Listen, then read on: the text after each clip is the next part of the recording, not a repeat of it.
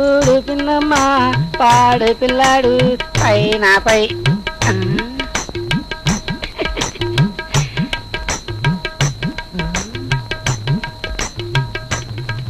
బాయా బాయా లే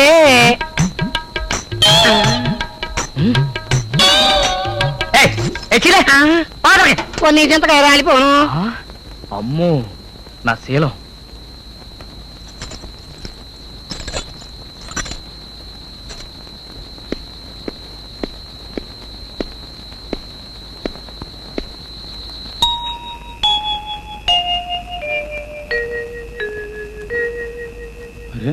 ఇక్కడ పడుకున్నాడు ఏంటబ్బా?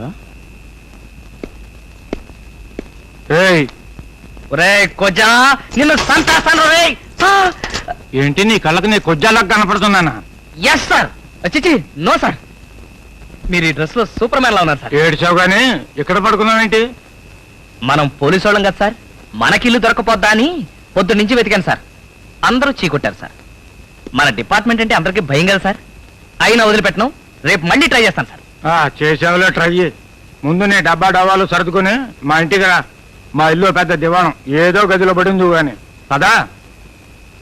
Yes sir. అరే ఏంటా ఇది? వీధి అరుగు మీద పడుకున్న వాడిని మీ ఇంటికి పిలిచారు అంటే మీ మనసు చాలా మంచిది సార్. మీరు చాలా మంచివారు సార్. అందుకే మీ పాదాలకు నా ఎస్ సార్. రావయ్యా.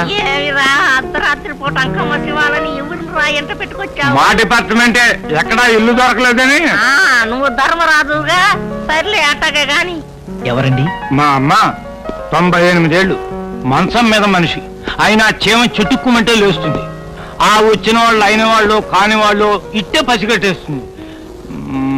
నువ్వు ఆ పై గదిలో ఉండవయ్యా. సింగిల్ రూము, ఎవరికి సంబంధం ఉండదు. Yes sir. మనం వెళ్ళొస్తా. అలాగే సార్, నైట్ డ్యూటీ కదా. మామగారు మీరు కూడా చాలా మంచి వాళ్ళ ఉన్నారు. మీకు కూడా ఎస్ సార్.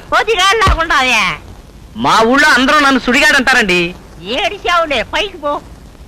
అలాగే.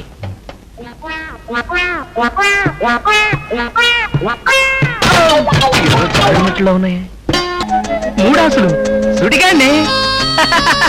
చూడనాయనా,